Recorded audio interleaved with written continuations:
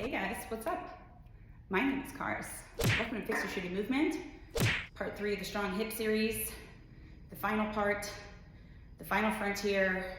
In the last episode, we talked about the hips as the bottom of your torso. We covered a lot of very important things, some of which are going to make a reappearance here because weird, the body often doesn't work in, or almost never works in isolation. Crazy. But also the way that the spine influences the movement of your pelvis. Neutral pelvis, neutral spine, certain important muscles that are acting upon those two things or together with those things.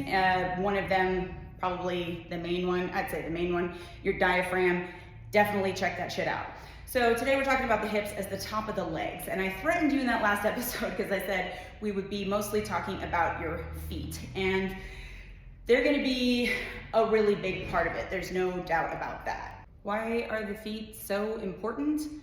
Well, they connect you to the fucking ground.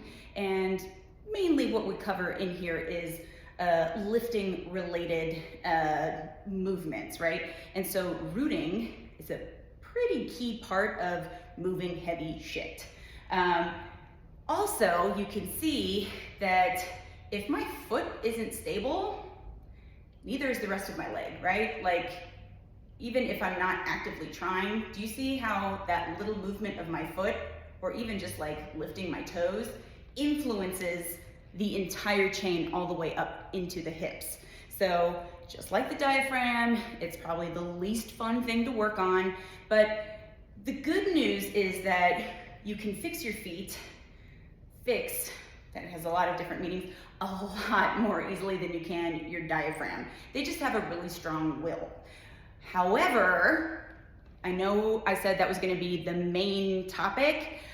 We're actually going to start at the top. So inside your pelvis, you have your deep 6 muscles, and they are external rotators of your femur. The one we're gonna zero in on is your piriformis. You may have heard of piriformis syndrome before. If you've experienced it or anything doing with it, you definitely know piriformis. So it is situated differently in its attachments from the other 5. And it's so deep in your pelvis that it's actually a part of your pelvic floor, meaning it makes up that diaphragm, right? That like bowl that is your pelvic floor. Also very important to know about the piriformis is that it is situated right next to your sciatic nerve. So when piriformis is inflamed, tight, pissed off, whatever, it can mimic sciatica. If you've had sciatica, you know what I'm talking about. That's usually like a radiating pain. So your sciatic nerve is this like really thick, it's like as thick as your fucking pinky nerve that it travels down your leg, right? And therefore innervates like the entire leg and the movement of it, right? And remember, right, that sensation is nerves. So the feeling that you get with sciatica, like, it can feel like a pain in the ass, literally. It can manifest itself as back pain as well. And it can be referred into the front of the hip, like a pinching, down the hamstring, feel like tight hamstrings, front of the knee, and into the side of the foot, right? So it's a pretty big fucking player. I am intimately aware of my piriformis because I've had problems with it my whole life, or at least my whole athletic career. When I was a cross-country runner, my feet would go numb all the time. I'd have to take my foot out of my shoe and like bash it on the pavement to wake it up. It sounds like that wouldn't be a problem for running, but it sucks. So this was, the dark ages before everybody had internet access and that there wasn't a lot of information on the internet. I was in South Korea, so I definitely had internet access, but my coaches and stuff were like, well, your shoes are too tight. So I'm flopping around in these fucking clown shoes, and if anything, it made the problem worse. So finally, I found some answers on Runner's World Forum of other runners who experienced this, and I learned about the piriformis. A literal pain in your ass. So If you're familiar, you're probably familiar with like a figure 4 stretch, that kind of thing. That can help alleviate some of that tension. It's one of the few stretches that I think is really good, really important. There's so much to cover. Just remember, like if you're trying to, this is the main problem with yoga, is that people turn it into like this fucking show off pissing contest. Anyway, if you're flopped over in an effort to get like your chest to the ground or something, no, you're fucking missing it. It needs to be like a tall upper back. This is gonna be something we cover in the content coming up. I already have a video about the 90-90 and the Shin Box. That one, go check it out. Really good information in that one. Information meaning I'm not talking, meaning it's short, just demonstrating how to do those fucking things. But it's in the same family as that. My point is that I didn't feel it really in my hip until after the run was over. I really couldn't sit. It was uncomfortable to sit. Sometimes sitting was really my main issue, like after a run, and that was, they seemed unrelated to one another, the thing with my foot and what was happening in my butt cheek, but they were definitely related. So the figure 4 stretch helped a ton, but I just gave up running. That's basically what I had to do. And I tried to start back up a couple of times here in Colorado, and every time I would get that same discomfort, pain in my hip, my foot, and what I said was like, I think my body is just done with running, like it's not gonna let me run anymore. So this is, especially since lockdown, I see it so much more frequently than I ever have. What we have to remember about the pelvic floor and the piriformis is that it's like the bottom of a heavy shopping bag, right? So when we're sitting on it all day, right, like all of that weight is going onto not just your piriformis, but your sciatic nerve. So when your core is weak, think about what your core, your muscles do, right? They're like a suspension system, right? You can even kind of see, like if I think about just lifting myself up, it's like, oh, that actually feels a lot better. That's where Pilates comes in and did come in to be really the first thing that ever helped my hip. And so people were sitting so much more for work, and they still do, because now we're just, part of the capitalist machine more than ever. Yeah. But they're sitting more, and I'm sitting more since I opened the gym because I have so much fucking administrative stuff to do. And lo and behold, this has come back in like if I sit too long, it's pissed off. I've been through so many fucking chairs in this place, standing around, whatever. When it's pissed off, very few things are gonna calm it down. It's a nerve, it's upset, right? So stop looking for the quick fixes when it's something that's so much more complicated than that, which is like everything in your fucking body. So doing glute work was also really, really important for me. So the way piriformis is an external rotator, right?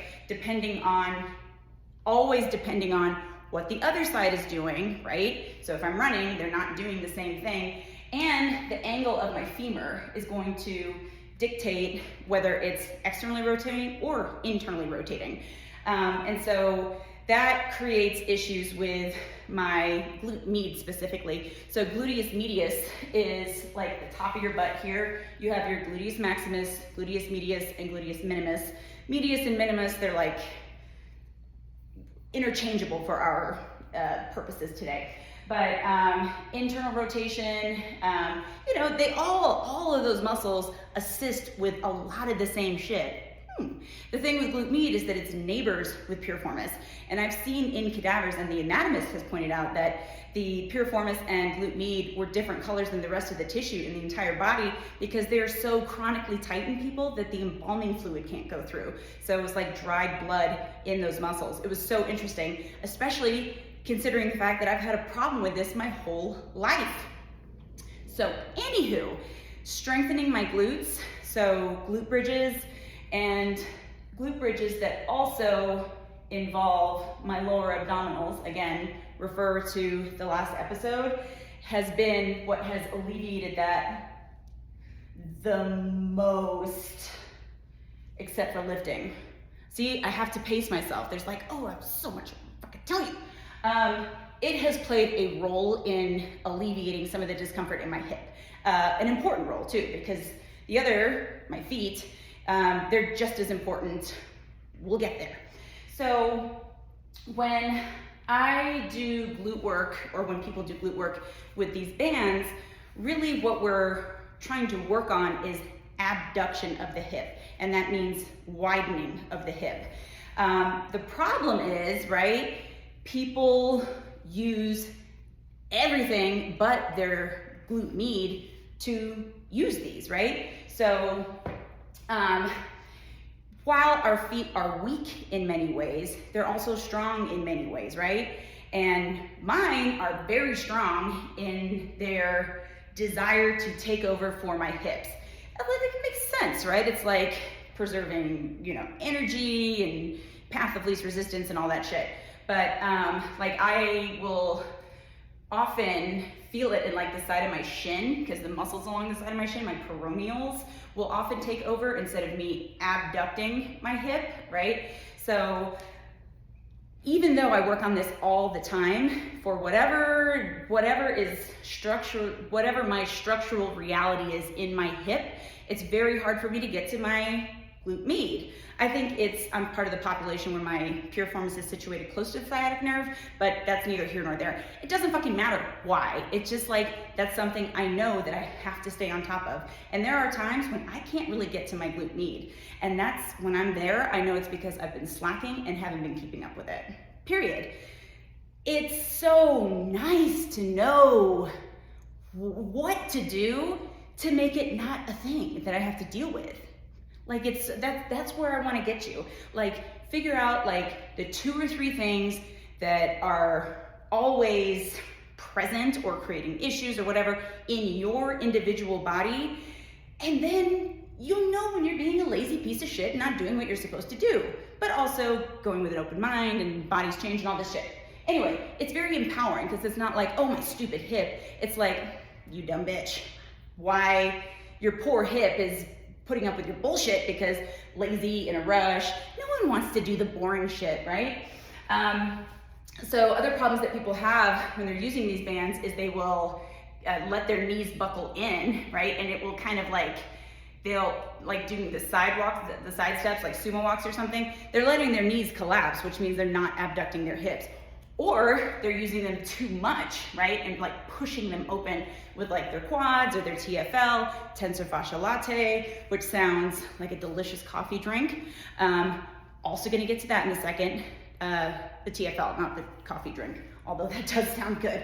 So what I have learned through a lot of trial and error is that sometimes I need a heavier band and sometimes I need a lighter band. Sometimes the band is better above my knees, sometimes below my knees, sometimes even a little ass band like this around my feet.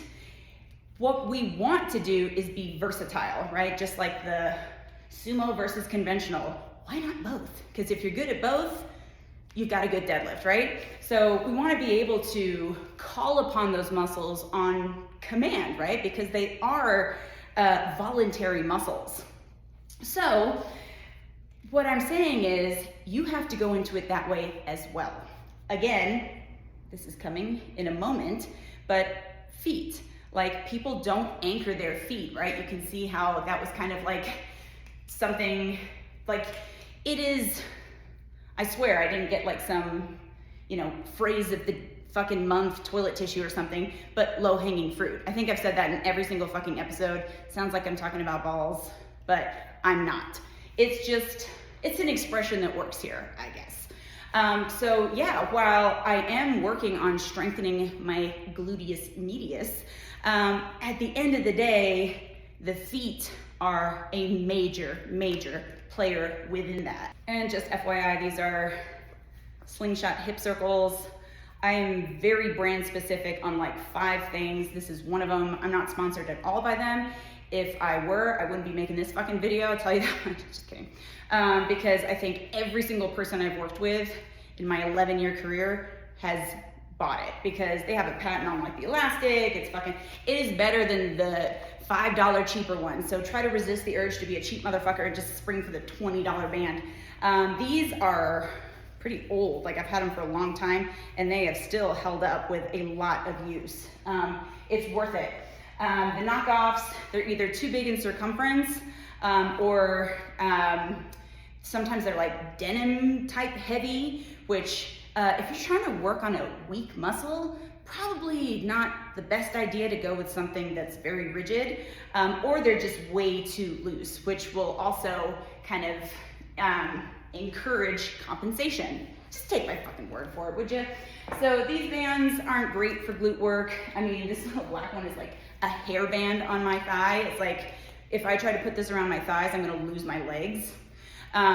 They have their place for other things, and this one with a bigger circumference and lighter is gonna make an appearance in some content for strengthening your hip flexors, the antagonist of glute max. Oh my God, I'm getting ahead of myself. Ah! Okay, so, and then also like pelvic lumbar stability, which was basically all that we were talking about in episode 2. Oh, there was so much, man.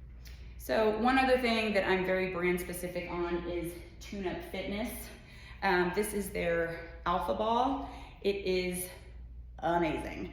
Do not put something like a softball or a lacrosse ball in your piriformis. Your piriformis is a very like right on the money sensation.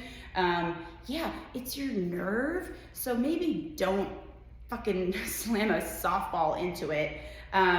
It's already pissed off. You pushing on it and beating the living fuck out of it is probably not the best strategy. Trust me. So the creator of these balls, Jill Miller, has like now 2 books on it, but Role Model is where she debuted all this, and there's a lot of really interesting science that goes into it. I highly recommend the book. You know, it has a lot of pictures with demonstrations and different,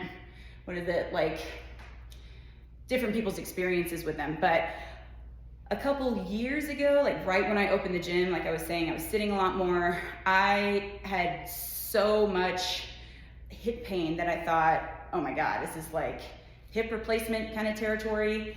And I've never been like huge on mobility balls. I like foam rolling, but I thought that people were really just, it's too much like relief in the moment, but not actually addressing any issues. Yeah, this one's different because the muscles around here will tighten and inhibit your ability to even get to your glute.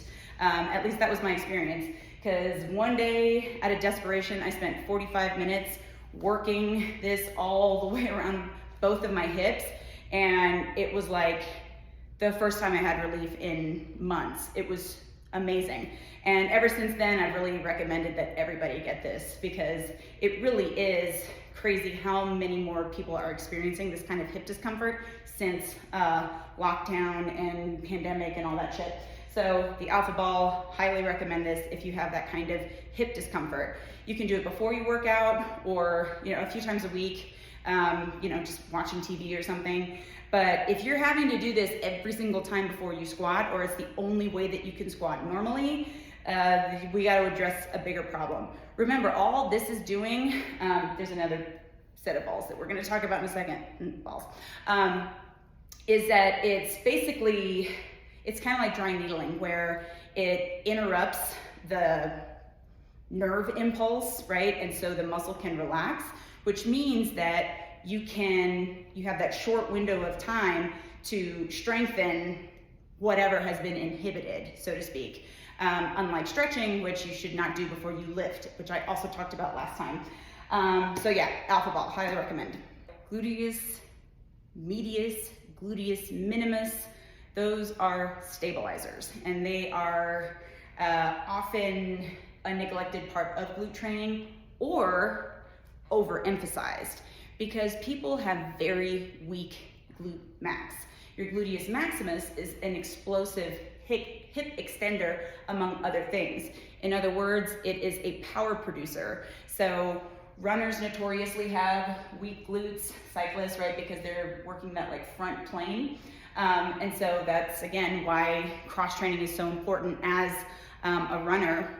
It was definitely causing a lot of, or playing into a lot of the issues that I was experiencing with my hip when I was a distance runner.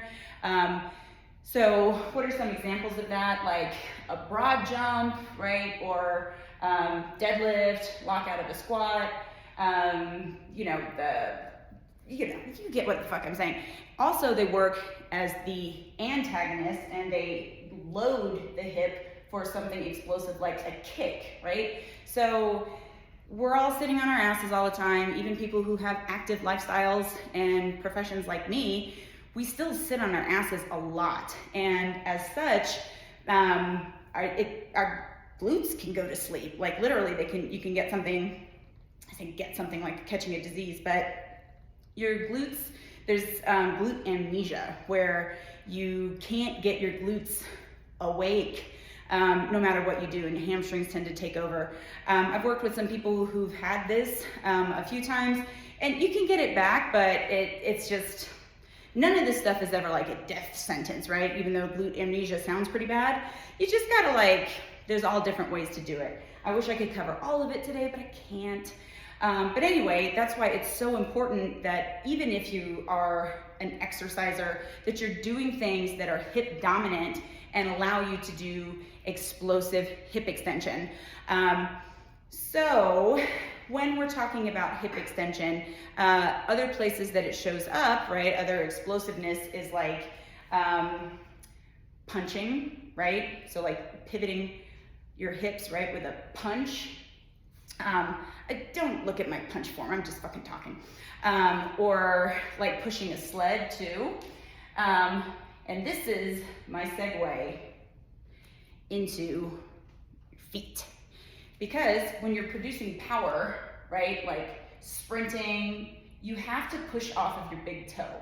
So what happens is people have a lot of tightness, arthritis, pain in their big toe, and they are unable to push off of it.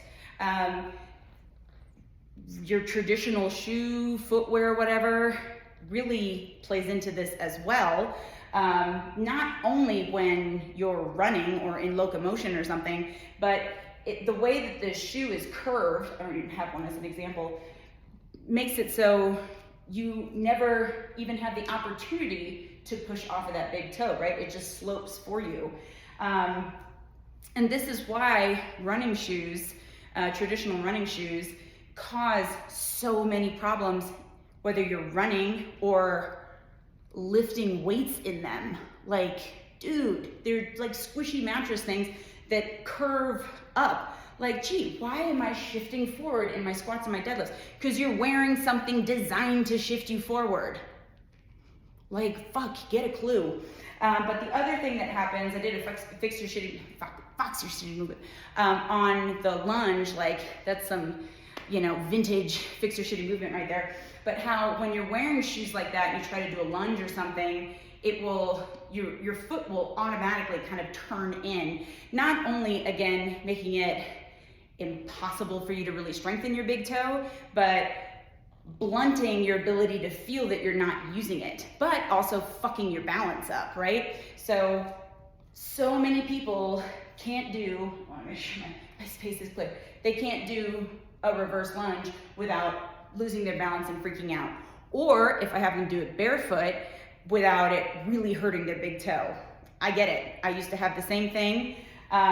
It was the hardest part of the Turkish getup initially, but it will be okay. It's gonna get better.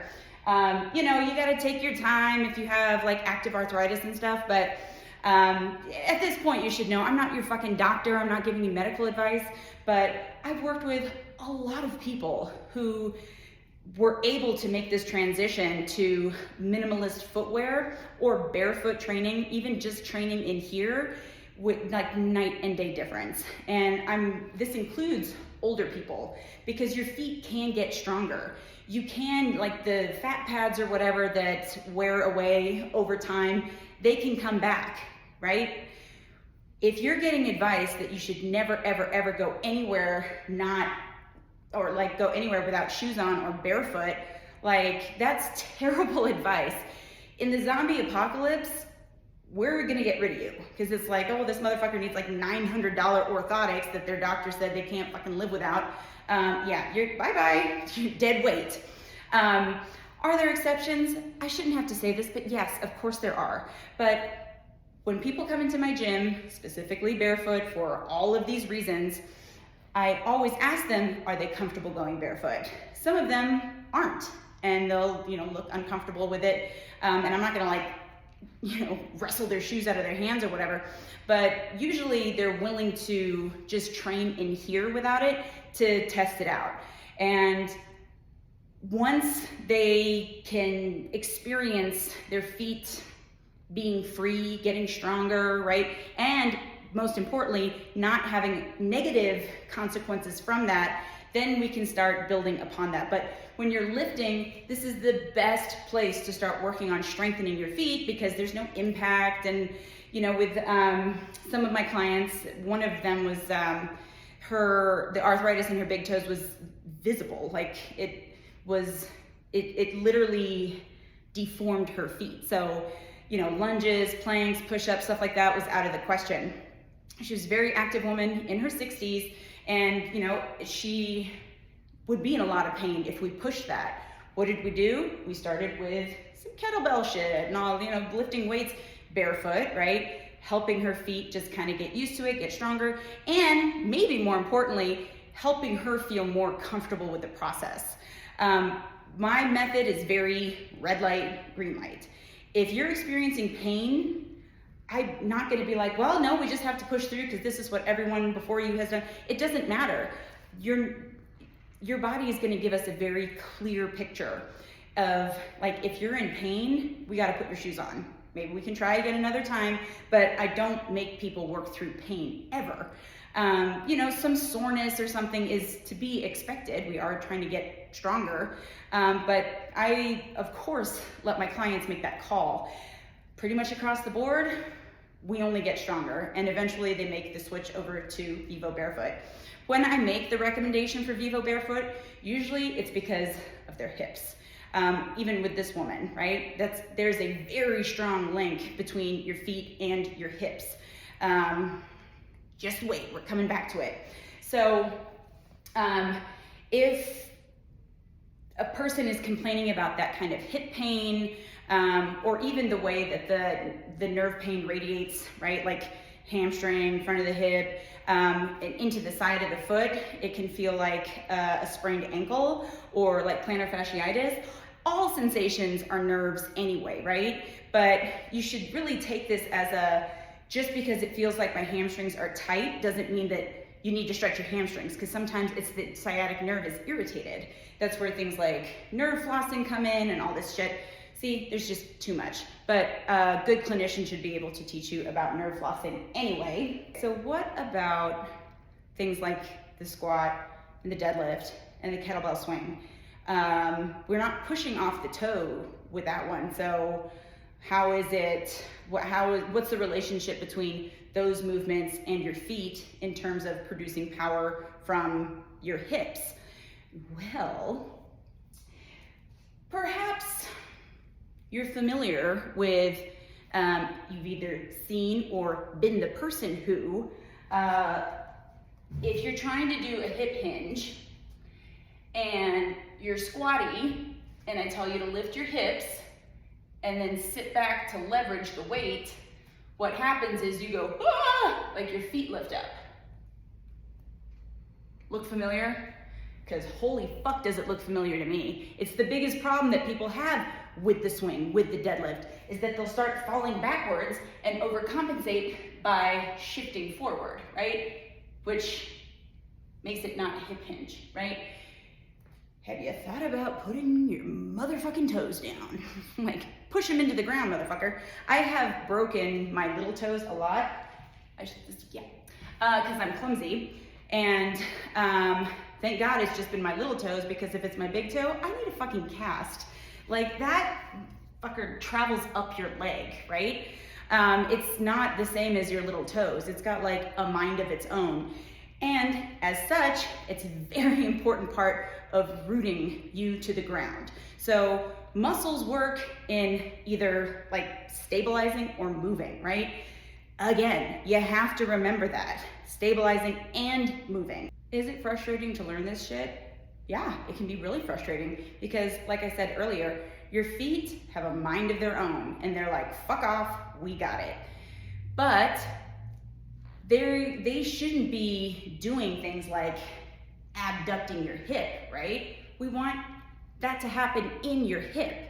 It's your extremities trying to do the work that should be done in your core, right? Which is the same way with the shoulder girdle. And that's why like wrist pain and elbow pain, which we kind of touched on, we're gonna talk about that a lot more in the squat, and also the relationship between the big toe and the thumb. Dun, dun, dun. Squat, why are we talking about? You'll see, See, we're just lining you up for it. So, you know, if that's your issue with the hip hinge, the deadlift or whatever, where you have to be like shifted forward, essentially a high squat, then, you know, you should definitely do all the fucking kettlebell swings we're about to do in October. That's gonna be the movement. It's the deadlift, but the swing is the deadlift. It just is. And if you're like, if you can't do the beginning breakdown movements of the swing, that's exactly what you need to work on. It's the low-hanging fruit, right? It is the low-hanging fruit.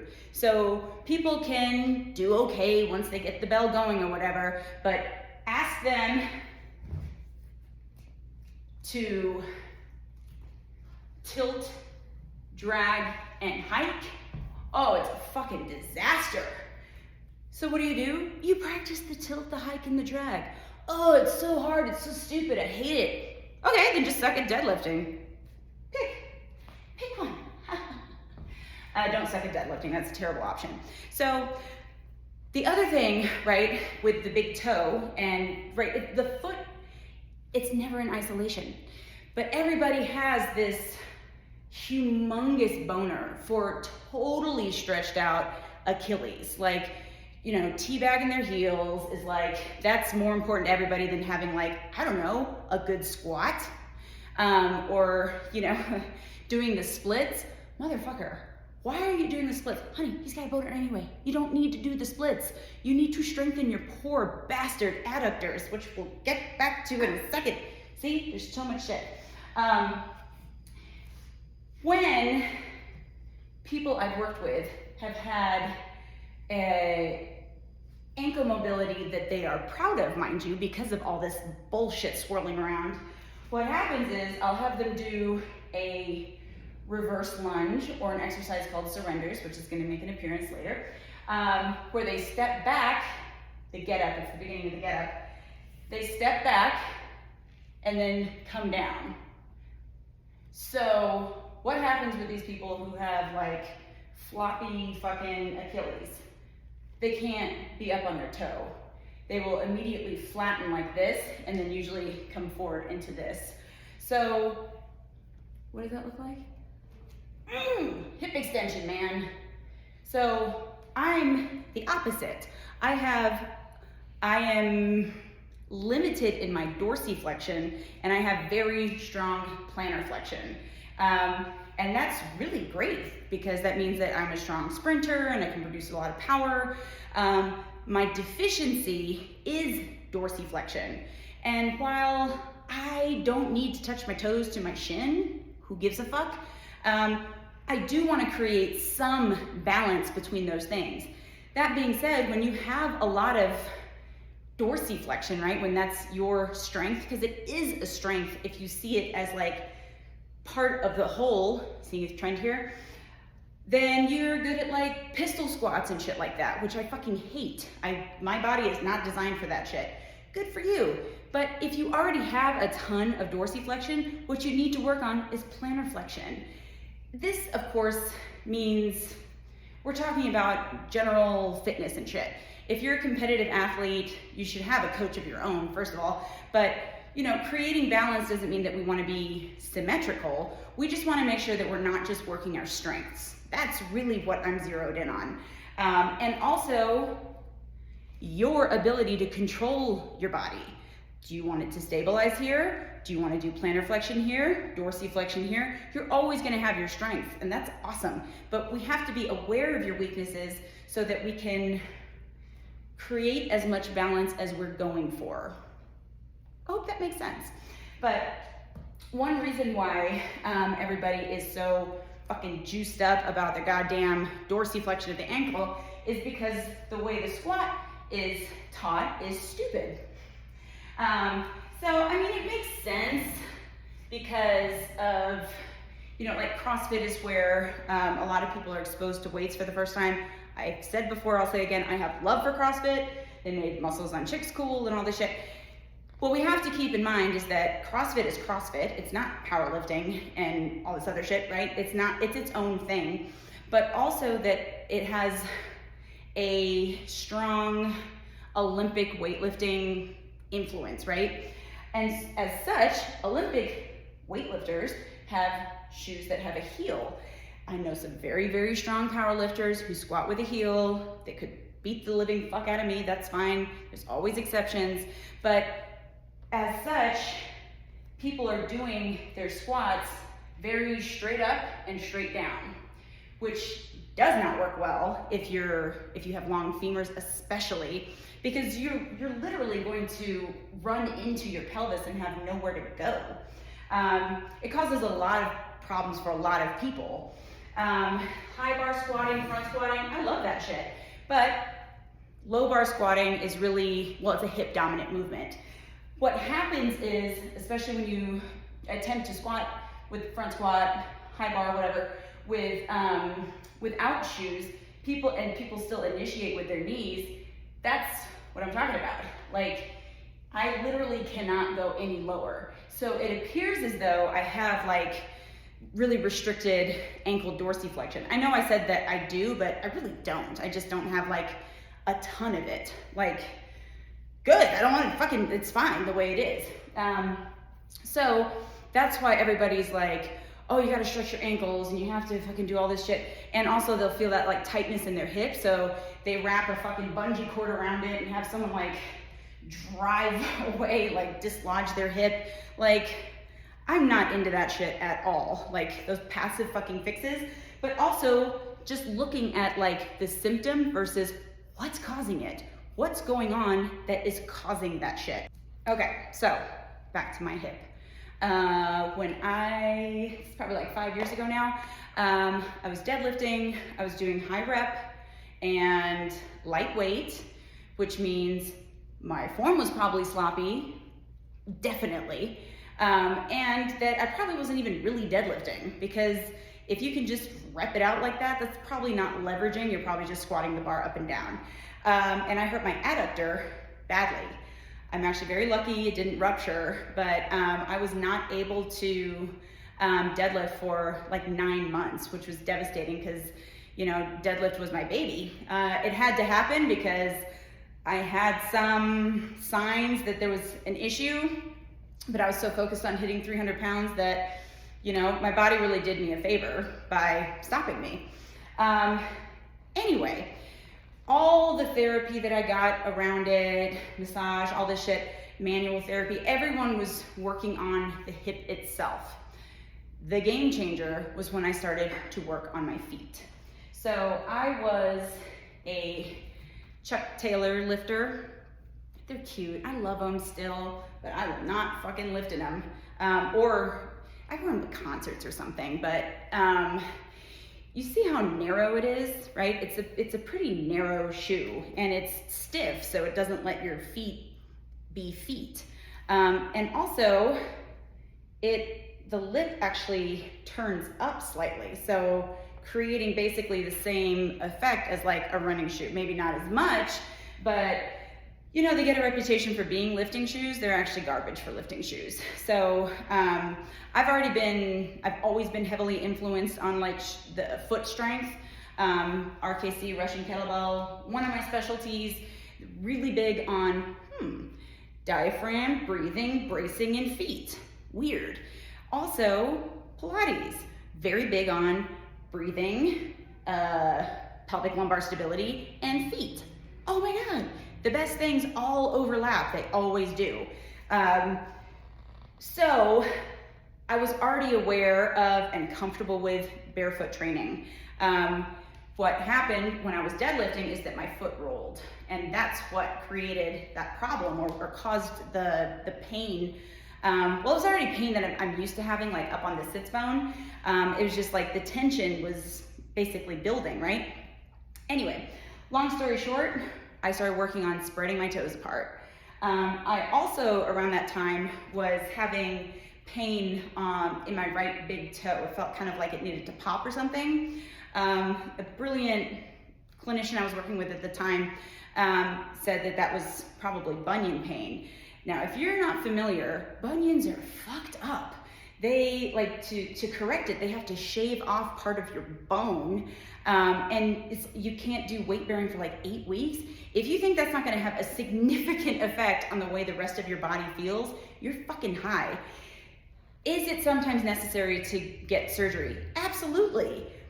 However, we really need to get better about looking at all the different conservative options that don't necessarily cost a lot of money. That's why, hello, this is fucking free.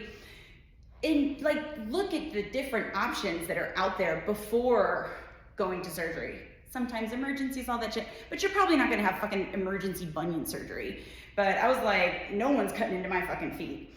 So what did I work on? Again, spreading my toes apart, and then being able to lift my big toes, see how my fingers want to do, independent of my little ones. Little ones, oh, they're tired. See how you do your hands like that? Because that's how much they're fighting me. They're like, no, bitch, I don't want to do it. Little ones, independent, there they go, of the big toes. And it's the best my hip ever felt. And then I made the switch to Vivos. So Vivos are shaped like a foot. They're like a sock. And they're the next best thing to barefoot training. When I was a Chuck gal, I would be standing on my feet all day, of course, same shit. And at the end of the day, my back would be really tight. I'd usually have some hip stuff as well.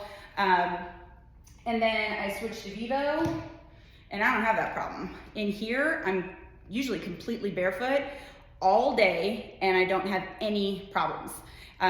This is 8 years or so, 5 years later? Yeah, they're like 5 years later or something too. So you tell me, like, your feet can get stronger. And my feet have had a rough life. I was a distance runner for 13 years and had every injury that you could imagine in really my entire lower body. And I wore high heels. I still do, actually. I don't wear them all the time, but when your feet are healthy, you can get away with wearing Chucks or heels once in a while and not be like crippled for the next like month.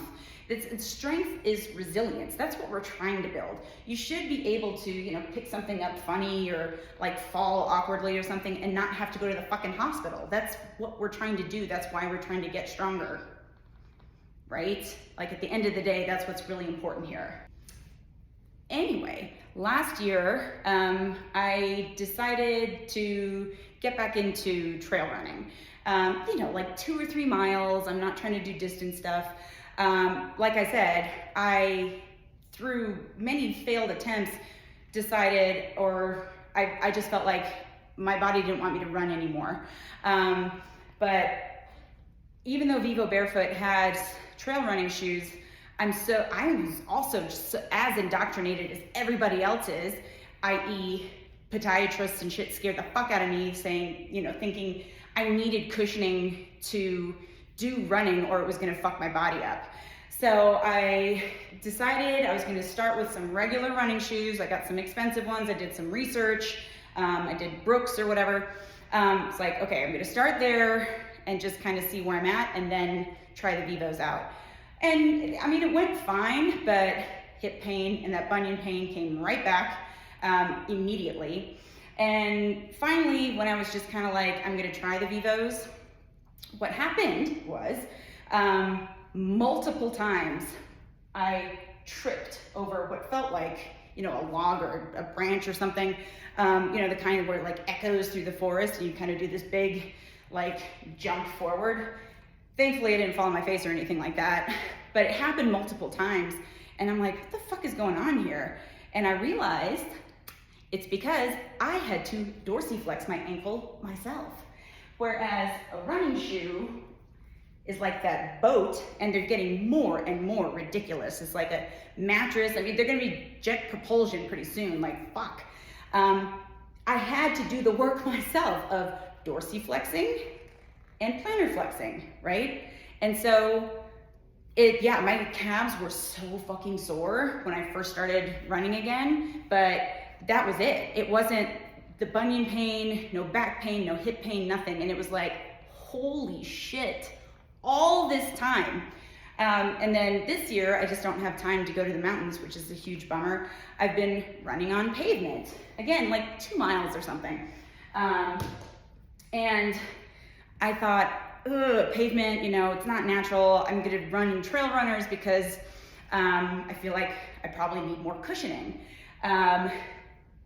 Then I met some of the Vivo guys that came through town, and they said, no, they just ran in these ones, the Primus Light, which is their pretty much like standard shoe, the best one.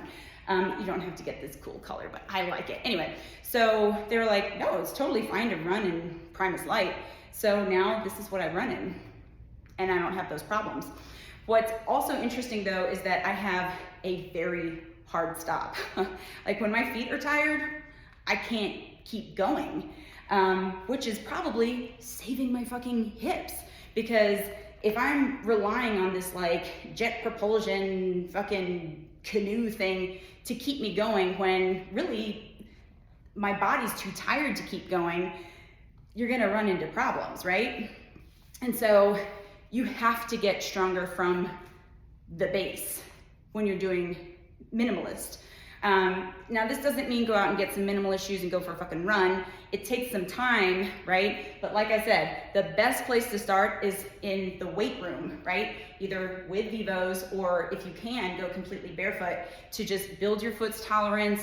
And also, you know, it's for good reason that you're nervous about going barefoot. People have scared the living fuck out of you and told you you need to buy these super expensive fucking orthotics and you can't go without them ever, ever, ever. Like, I get it, but remember, worst case scenario, you have a negative reaction to it and you decide it's not for me. But I would encourage you to give it a little bit of a shot, like a couple weeks or something, slowly, slowly, slowly, before totally writing them off.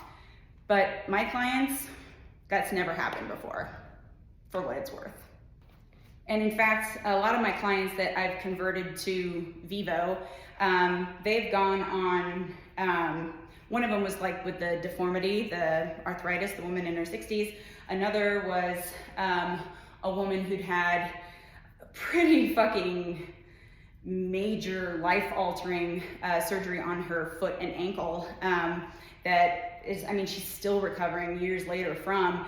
But they went to Europe with their Vivos and they can't live without them. And they noticed the same things that I was saying about, you know, my experience with the running with them, is that they can literally feel the way that their gait is different. Do I work with Vivobarefoot? Yes. Am I rolling in the bucks because of Vivobarefoot? No. I think I made like 46 bucks last year. I don't give a shit. I just think that they really are, even among the minimalist shoes, they've been around the longest and they continue to improve. I've been a fan of them for a long time. But you know, you can try other ones, but Merrell, I had the same fucking problem. They just don't have the same research in them that like Vivo has. There's one called Flux that I think is okay. And then there's like, fucking, there's some other thing. I forget what it's fucking called. But you know, just, they're expensive, but unlike, I mean, all shoes are fucking expensive, but when you're talking about the squishy foam shit, you have to replace them like every 6 months. You don't have that here. You just, it's like, it's structurally, you're getting what you're getting. There's like, when you wear it out, it's gonna be like the fabric or something. Oh, and that's, people are concerned about like feeling rocks and stuff, like hiking or doing trail running or something like that. Definitely get the trail runners or the hiking boots for that. It's not meant to be a Vivo fucking, but I can tell you, it's shocking. I don't know how they fucking do it, that you can do this with a shoe, but you don't feel fucking rocks when you're hiking. Anyway, if you've got hip and foot shit, just try it. Try it. Invest in your fucking body. For fuck's sake. Last thing I'll say about the minimalist shoes though, well maybe, is because of the way that your body basically has that stopping point because you don't have the foam and all that shit propelling you forward. This is unanimously agreed upon in the medical field that minimalist shoes are better for your knees, which people who've had knee issues, me throughout my entire 20s, they are the ones who especially feel like they might need that cushioning. No. Number one area of concern, injury with running is the knees. So for all their bullshit that they're talking about with the feet, the knees are what is really like most people's problem to begin with. What I'm saying is there's so many fallacies with it. Also, we have that like tightness, right, in the deep six, and they're external rotators. So logic, people think like, okay, we need to stretch this and strengthen your adductors. True, however, your adductors are, I don't want to say relatively fragile, but when we're talking about it in comparison to like your quads and your hamstrings, yeah, they don't have their own blood supply. They share the blood supply with the hamstrings. And they are innervated in your pelvic floor, which is why in Pilates we do a lot of adductor specific work. It can be a way for people to access and strengthen their pelvic floor. Usually I kind of blew my load early with the Copenhagen last week, yeah. Because I have a lot to say with the Copenhagen. It's not an adductor exercise, it's an everything exercise, right? It's everything working together. Your glute med is involved, your lat, your obliques, all that shit, right? But that's the type of movement or exercise that I think is better for strengthening your adductors. We're talking about like strengthening the hip complex and the core, right? Which is what the hips are, they're part of your core. Isolation type shit, unless it's something like in Pilates, has usually caused me more problems. So most of us are kind of like stuck in this position. Historically, I've always been. If you lay on your abdomen and just let your feet do their thing, they're usually turned out, or even lay on your back and let them do their thing. I can tell you that because of a lot of Pilates exercises that I had to learn how to do, my feet don't do that anymore. It doesn't mean my hips are cured, but I do think that strengthening your hips with different foot positions, like if you're a dancer and you did this all the time, that's fucking great. If you're not a dancer anymore, shut the fuck up and get over it. You have to be strong globally. I am a strong believer in that. If you're always like this, like, is it very surprising that like you have knee pain and hip pain and all that stuff? To me, no. However, when you're working in external rotation, as we do in some Pilates movements, there's very good reason for that. And that is because, so your hips are being pulled this way, let's say, but what happens is that your knees then get pulled this way. And so if you have thigh gap, for example, and you try to like squeeze your knees together, your knees will like internally rotate even more. And if you have big thighs and calves like I do, you also, especially laying down, have a hard time bringing your legs all the way together. So what will happen is that. Also, your tibia externally rotates. So having your feet like in a fixed position and turning like that, you see how my knees turn? Like there's some in the hips, but I'm actually rotating my tibia. I'm gonna address some exercises like that. My point is that it seems counterintuitive, but again, it depends on where your femur is. That will determine whether we're using the deep six as external rotators, right? But what that has allowed me to do is actually access my adductors better. And the wrapping actually gives me so much relief in my hips for lots of different reasons. Again, the point always is you gotta just figure this shit out in your own body because you can. As for weight training, weightlifting, it's one of those things. Remember how I said like the years and years that I've been squatting, I still have to remember not to spill the bucket. It's like, goddamn bitch, you've been squatting for like 20 years. You really need to still hear that? Yeah, because that's how like automatic that is in my body to this day. The other thing, if I'm doing like a powerlifting meet, I'll just have a friend yell out, feet. Yes, isn't that ridiculous? But it's like, oh yeah, that's right, I can push out of the fucking ground. So I will stamp my feet before I squat or when I'm setting up for my squat. No, it's not to look fucking cool or something, but I'll do it before I deadlift too. And I'm telling you, it is a night and day fucking difference when I do that, like in how much better everything feels. So yeah, it's like a standard part of my squat. I don't care if people think it looks fucking stupid. My squat's probably stronger than yours. Anyway, so when I first started doing that, right, when I was like rehabbing my hip, I came back, PS, with a 55-pound PR in my deadlift. And that was after a pretty major neck injury, unrelated to lifting, but anyway. So that just goes to show you, like, by strengthening myself structurally, foundationally, like how much stronger I could get after a pretty catastrophic injury. But when I first started doing this, I couldn't really make a sound with my left foot. It's the right side that hurts, but it would make sense because my left side just wasn't like helping my right side, so to speak. And so by working on that, I now they both make equal noise, right? When I warm up my feet, there's some rooting drills I'm gonna share with you guys. I just started working with toe spacers, which I'm really excited about, actually. I love a lot of their products. These are their, their basic product, which is what the whole fucking company's named after. But they have something like a mat for you to stand on. I think, oh my God, especially if you talk on the phone a lot or you have a standing desk or something, that thing is where it's at. In fact, I have texture on this floor, which I think is really good. It wakes up the proprioceptors. It's good for like nerve function, all this stuff. You can go to their site.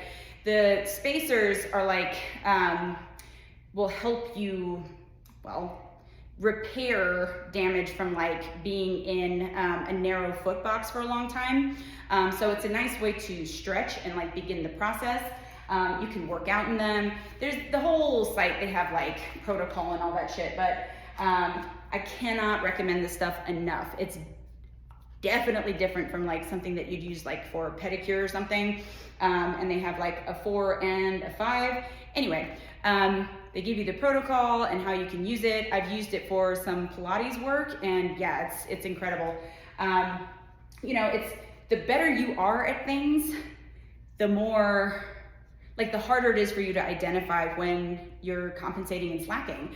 Because I spread my toes apart and stuff. It's helped me a ton, but I had a really hard time getting these on because my feet were just like, no. Right, so the brain and our bodies are such good bullshitters, which is why you have to constantly change it up, or really just know the bullshit that your body's up to so that you know what to look for. But definitely getting different like stimulus and all that shit is very important. So don't underestimate the power of literally just like stamping your feet. The most effective warm-ups for my feet that of course I never do because we never want to do the shit that we suck at, but any kind of like single leg RDL, like this kind of thing, right? I know that I've been slacking on the stuff that I'm supposed to do when my single leg RDLs are fucking garbage. And in this hip, I'll usually sit into this hip, yada, yada, yada. I'm gonna show you some exercises like hip airplane and how to work up to that next week as well. But just start here and then here and like close your eyes. There's the whole way that you can build up to it that can also help you with proprioception. Real quick, proprioceptors are kind of like your sixth sense. They are organs that are in your skin that tell you where you are in space. So you have like 200,000 nerve endings in your feet, and Like this, you have the most concentration of proprioceptors in your feet and ankles. And if you don't think that's important for like a power lifter, consider the back squat. Unless you have a monolift, you have a house on your fucking back, and you basically have to do like a reverse lunge, right? If your body doesn't feel safe, you're gonna move funny, right? And it's probably a good idea to have smart feet since you can't fucking see what you're doing. That's just one example. For me, I'm like, if you can't spread your toes apart, like, how strong can you really be? Especially if you look at the statistics for people losing their balance, breaking a hip, and that being like a wrap. My blog, The Turkish Get Up, put a lot of statistics like that.